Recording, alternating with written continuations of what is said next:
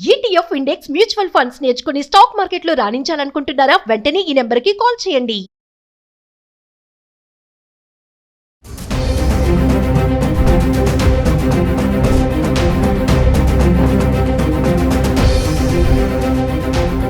Hi hello నమస్తే, welcome back to Suman TV. బంగారం ధరలు మరి ప్రతిరోజు బంగారం రేట్లు ఎందుకు పెరుగుతున్నాయి, ఎందుకు తగ్గుతున్నాయి? మరి 2 లక్షల వరకు వెళ్లాల్సినటువంటి ధర ఒకేసారి డౌన్ అయిపోయింది, మళ్ళీ కొంచెం కొంచెం పెరుగుతుంది. మనం రోజు మాట్లాడుకుంటున్నాం. మరి ఈ రోజు మళ్ళీ ఒకసారి నేను మీ ముందుకు రావడానికి కారణం ఏంటంటే, ఒక్కసారి బంగారం ధరలు 22 క్యారెట్ల బంగారం 1960s ఎంత ప్రైస్ ఉంది, మరి ఈ రోజు 2025లో ఎంత ధర ఉంది, అక్కడి నుంచి చూసుకుందామండి. అసలు అప్పుడు కొన్న వాళ్ళు ఇప్పుడు కనుక స్టోర్ చేసుకుని ఉంటే వాళ్ళ బంగారం ధర ఎన్ని రెట్లు పెరుగుతుందో ఇప్పటికి మీకు అర్థమైపోయి ఉంటుంది. మరొక్కసారి దీని గురించి ఒక్కసారి 1960s నుంచి 2025 వరకు 22 క్యారెట్స్ గోల్డ్ 10 గ్రాములు ఎంత ఉంది అనేది ఒక్కసారి మనం చార్ట్ రూపంలో చూద్దాం. దీనిపైన మరింత సమాచారం అందించడానికి మనకు అందుబాటులో ఉన్నారు ఫైనాన్షియల్ అడ్వైజర్ యాదగిరి గారు. Over to sir. Hi viewers, నమస్తే. నేను మీ Yadagiri, financial advisor. Welcome to Suman TV. ఇవాళ మీ దగ్గరికి ఒక కొత్త టాపిక్ తోని మీ ముందుకు వచ్చాను. ఆ టాపిక్ ఏంది అని అంటే గోల్డ్. గోల్డ్ అన్నప్పుడే అందరు గుండెలు గుబులు అంటున్నాయా? కాదు కదా. అలా చేస్తుంది, గుబులు అయ్యేటట్టు చేస్తుంది గోల్డ్. అంటే ఏం చేయాలి అనేటువంటి దాంట్లో కష్టం. ఇప్పుడు ఉన్నటువంటి మనం ఏం చేయాలి, ఏంది గోల్డ్ ఇలాగా రోజు రోజుకి ఈ రకంగా పెరిగిపోతుంది ఏంటి అనేటువంటిది అందరి మనసులలో ఉంది. ఏంటబ్బా అని. అందుకే దీనికి కారణాలు ఏంటి? గోల్డ్ ఫస్ట్ మనం ఏం చేద్దామంటే, గోల్డ్ ఇవాళ రేట్ ఎంత ఉందండి? గోల్డ్ 1,11,000 చిల్లర ఎంతో ఉన్నట్టుంది. 22 గ్రాముల బంగారం, 24 గ్రాముల బంగారం దగ్గర 1,24,000 ఎంతో ఉండొచ్చు బహుశా. సో ఈ గోల్డ్ ఇంతగా పెరగడానికి కారణాలు ఏంటి? అసలుకి ఈ గోల్డ్ యొక్క హిస్టరీ ఒకసారి చూద్దామా మనం. గోల్డ్ హిస్టరీ ఫస్ట్ ఎక్కడి నుంచి స్టార్ట్ అయింది, ఎలాగైంది, 10 సంవత్సరాలు మనం ఒకవేళ చూసుకున్నట్టయితే ఏ రకంగా పెరుగుతూ వచ్చింది, ఇవాళ ఏ స్టేజ్కి వెళ్ళింది, ఫస్ట్ అది చూసుకున్న తర్వాత మీకు దాని గురించి కొంచెం నాకు తెలిసిన వివరాలు మీకు చెప్పడం జరుగుతుంది, చెప్తాను.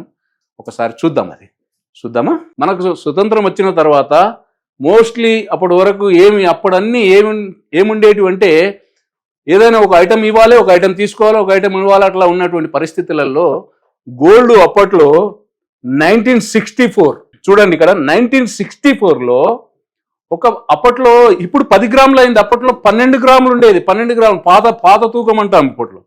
అది 12 గ్రాములు ఉండేది. ఇప్పుడు ఇది 10 గ్రాముల కిందికి మార్చడం జరిగింది, కుదించారు. కానీ 12 గ్రాములకు ఉన్నటువంటి యొక్క రేట్ ఏదైతే ఉందో ఆ రోజు నాడు ₹63.25 అండి. ఎప్పుడు 1964లో నేను మాట్లాడుతుంది. 1964లో 12 గ్రాముల బంగారం, ఇప్పుడు 10 గ్రాములు, కానీ అప్పట్లో అది 12 గ్రాములు. 12 గ్రాములకు ₹63.25. అది కూడా చాలా ఎక్కువనే అప్పట్లో. అప్పుడు ఎవరు పెట్టేవారు కాదు, చాలా ఎక్కువ ఉండేది. అట్లాగా మనం ప్రతి 10 సంవత్సరాలు చూసుకున్నట్టయితే 64, తర్వాత 74, 64 నుంచి 74 వచ్చే వరకల్లా ₹506 అయ్యింది. అప్పుడు కూడా 12 గ్రాములే ఉంది.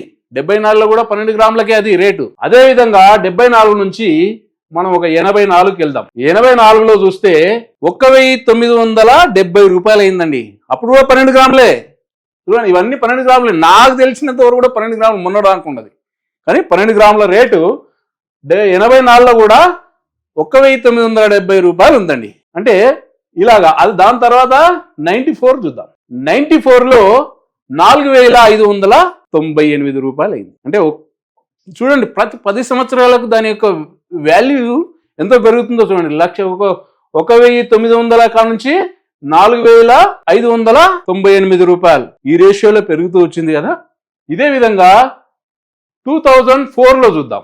2004లో ₹5,850 అండి. అప్పుడు కూడా 12 గ్రాములు. ఎప్పుడు నాకు తెలిసి అప్పుడు కూడా 12 గ్రాములే ఉంది. 12 గ్రాముల రేటే ఇది నేను చెప్పేది కూడా. ₹5,850కు 12 గ్రాములు. ఇప్పుడు 10 గ్రాములు. అదేవిధంగా 2014లో చూస్తే ఇక్కడ చూడండి 28. ఇక్కడ నాకు తెలిసి ఇది 10 గ్రాములకు వచ్చింది. 12 గ్రాముల నుంచి 10 గ్రాములకు వచ్చింది. 2014లో ₹28,006 అండి. అంటే 2014కు 2004కు చూడండి ఎంత తేడా ఉందో.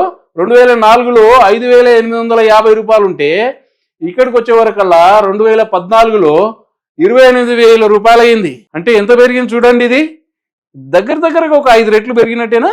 5 అంటే ఇప్పుడు 5 రెట్లు పెరిగినట్టే కదా, దగ్గర 5 రెట్ల పైన పెరిగింది. 5-6 రెట్లు దగ్గరగా 5 రెట్లు 6 రెట్లు దగ్గరగా పెరిగింది. ఎక్కడ? 2014లో. 2014 నుంచి ఇక్కడ ఎంత చూడండి, కరెక్ట్ చూసుకోండి. 2014 ఎంత ఉంది? 28,000 చూసిరు కదా. మరి 2024 వద్దాం. 2024లో ఎంత ఉందండి? ఇక్కడ 77,913 రూపాయలు. అంటే ఇది కాస్త 3 రెట్లు అయింది. అక్కడ 4 రెట్లు 5 రెట్లు అయినటువంటిది ఇక్కడికి వచ్చేవరకల్లా 3 రెట్లు పెరిగిందండి. అంటే 77,000 ఏదైతే ఉందో 77,913 రూపాయలు.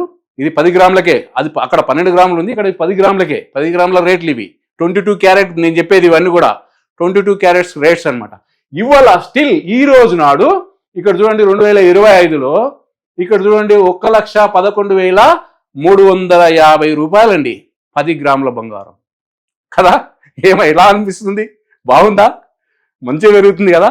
ఆ రోజు నాడు ఎవరైతే ఒక 10 తులాలు తీసుకున్నా, అంటే 10 తులాలు అంటే అప్పట్లో 12 గ్రాములు అండి. అది అప్పుడు 12 గ్రాముల చొప్పున 10 తులాలు అంటే దగ్గర అతనికి 12 తులాలు అనుకోండి. ఇవాళ 12 తులాలు వస్తుంది. ఆ రేట్ ఇవాళ చూసుకుంటే ఎంత బాగుందండి.